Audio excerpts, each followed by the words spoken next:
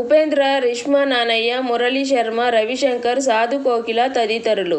ఇక దర్శకుడు ఉపేంద్ర. నిర్మాతలు జి. మనోహరన్, కె.పి. శ్రీకాంత్. సంగీత దర్శకుడు బి. అజనీష్ లోకనాథ్.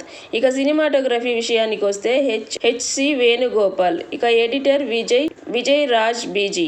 ఇక కన్నడ స్టార్ హీరో ఉపేంద్ర నటించిన లేటెస్ట్ మూవీ యుఐ కాగా సైకలాజికల్ యాక్షన్ థ్రిల్లర్ గా వచ్చిన ఈ చిత్రం ఈ రోజు విడుదల అయ్యింది. మరి ప్రేక్షకులను ఈ చిత్రం ఏ మేరకు మెప్పించిందో సమీక్షలోకి వెళ్లి తెలుసుకుందాం. ప్రకృతిని సమాజంలోని కొందరు స్వార్థపరులు నాశనం చేస్తే ఆ పరిణామాల ఫలితంలో నుంచి కల్కి వర్సెస్ సత్య అనే మంచి చెడు పుడితే ఈ క్రమంలో జరిగే నాటకీయ కోణాలు ఏమిటి అనే కోణంలో ఈ కథ సాగుతుంది. కొందరు దుర్మార్గులు ఓ తల్లిని పాడు చేస్తే ఆ తల్లి కడుపులో సత్య అంటే ఉపేంద్ర పుడతాడు.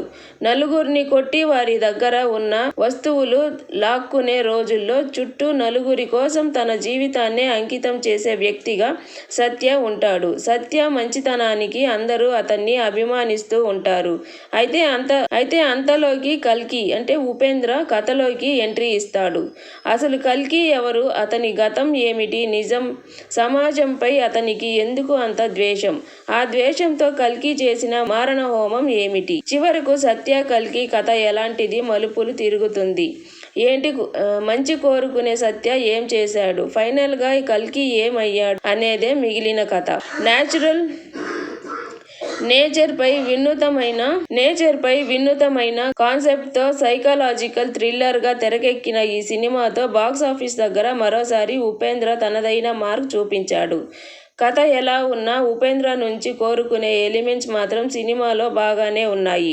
ఉపేంద్ర ముందుగానే చెప్పినట్లు ఈ సినిమాను ఒక సైకలాజికల్ యాక్షన్ థ్రిల్లర్ గానే రూపొందించారు. ముఖ్యంగా కల్కి Bhagavan versus Satya track, Upendra one man show scenes, ప్రధానంగా కొన్ని సన్నివేశాల్లో వింటేజ్ ఉపేంద్ర కనిపించడం వంటి అంశాలు సినిమాలో బాగున్నాయి. మెయిన్ గా ఉపేంద్ర మేనరిజం, అదేవిధంగా ఆయన డైలాగ్స్ బాగున్నాయి. కల్కి సత్య రెండు పాత్రలో నటించిన ఉపేంద్ర చక్కగా నటించాడు. ముఖ్యంగా తన డైలాగ్ డెలివరీ మరియు తన బాడీ లాంగ్వేజ్ అలాగే యాక్షన్ సీక్వెన్స్ లో చాలా బాగా నటించాడు. ఇక ఉపేంద్ర సరసన హీరోయిన్ గా నటించిన రిష్మా నానయ్య కూడా అందంగా కనిపిస్తూ తన నటనతో ఆకట్టుకుంది. సినిమాలో కీలక పాత్రల్లో కనిపించిన మురళీ శర్మ, రవిశంకర్, సాధు కోకిల తమ పాత్రలో ఒదిగిపోయారు. అలాగే మిగిలిన నటీనటులు కూడా తమ పాత్ర పరిధి మేరకు బాగా నటించారు. దర్శకుడిగా ఉపేంద్ర రాసుకున్న కొన్ని సన్నివేశాలు కూడా బాగానే అలరించాయి. నిజానికి ఉపేంద్ర సినిమా అంటే సహజంగానే ఆసక్తి ఉంటుంది. పైగా ఈ సినిమా ఒక సైకలాజికల్ యాక్షన్ థ్రిల్లర్ గా వచ్చింది. దాంతో అంచనాలు కూడా భారీగా పెరిగాయి. అయితే ఆ అంచనాలు ఈ సినిమా ఏ మాత్రం అందుకోలేకపోయింది. ఉపేంద్ర టేకింగ్ అండ్ మేకింగ్ బాగున్నా ఆడియన్స్ ని కన్ఫ్యూజ్ చేయడం, అసలేం జరుగుతుందో ఎక్స్పెక్ట్ చేయకుండా సినిమాను గందరగోళంగా ముందుకు తీసుకెళ్లడం, ఇక కథలో ఫ్లో లేకుండా ఇష్టం వచ్చినట్లు ప్లే రాసుకోవడం కూడా అతనికే చెల్లింది. డీప్ ఇంటెలెక్చువల్ మీనింగ్ ఉన్న సినిమా ఇది అంటూ సినిమా స్టార్టింగ్ లో కొన్ని సీన్స్ చూపించారు. కానీ ఈ సినిమాలో మ్యాటర్ కి ఆ సీన్స్ కి ఏ మాత్రం పొంతన లేదు. అయితే కొంత కాన్సెప్ట్ తో ఉపేంద్ర సెటరికల్ విధానంగా సినిమాని తెరకెక్కించడం బాగానే ఉంది. కానీ లాజిక్ లేకుండా ఇంట్రెస్ట్ ను బిల్డ్ చేయకుండా సీన్స్ ప్లే ను నడిపించే ప్రేక్షకుడు ఎలా సినిమాలో ఇన్వాల్వ్ అవుతాడు. అసలు సైకలాజికల్ యాక్షన్ థ్రిల్లర్ అంటే ఉత్కంఠ రేకిస్తూ ప్లే రక్తి కట్టేలా సాగింది. కానీ ఈ సినిమా అలా సాగలేదు. సెకండ్ హాఫ్ ని కాస్త డెప్త్ గా యాక్షన్ ఎలిమెంట్స్ తో ఎమోషనల్ గా నడుపుదామని ఉపేంద్ర మంచి ప్రయత్నం అయితే చేశారు. కానీ అది స్క్రీన్ మీద ఎఫెక్టివ్ గా వర్కౌట్ కాలేదు. అనవసరమైన సన్నివేశాలు ట్రిమ్ చేసి ఉంటే సినిమాకి ప్లస్ అయ్యేది. పైగా సినిమాలో కల్కి సత్య క్యారెక్టరైజేషన్ కూడా బలహీనంగా సాగడం కూడా బాగలేదు. మొత్తానికి సినిమాలో ఆకట్టుకునే అంశాలు మిస్ అయ్యాయి.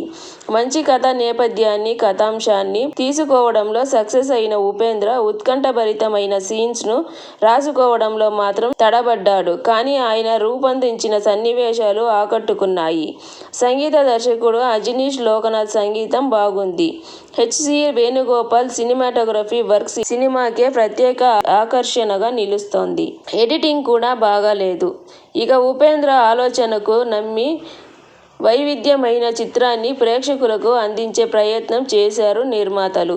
నిర్మాతలుగా జి. మనోహరన్, కె.పి. శ్రీకాంత్. నిర్మాణ విలువలు చాలా బాగున్నాయి. ఇక యుఐ అంటూ వచ్చిన ఈ సైకలాజికల్ యాక్షన్ థ్రిల్లర్ వైవిధ్యంగా ఉన్నప్పటికీ కొత్త అనుభూతిని ఇవ్వలేకపోయింది. కాకపోతే ఉపేంద్ర తీసుకున్న కథాంశం, కొన్ని యాక్షన్ సన్నివేశాలు, కొన్ని థ్రిల్లింగ్ ఎలిమెంట్స్ సినిమాలో ఆకట్టుకునే అంశాలు. అయితే చాలా సీన్స్ రెగ్యులర్ గా అండ్ స్లోగా సాగడం, అలాగే ఫ్లో లేకుండా గందరగోళంగా ప్లే సాగడం వంటి అంశాలు సినిమాకి మైనస్ అయ్యాయి.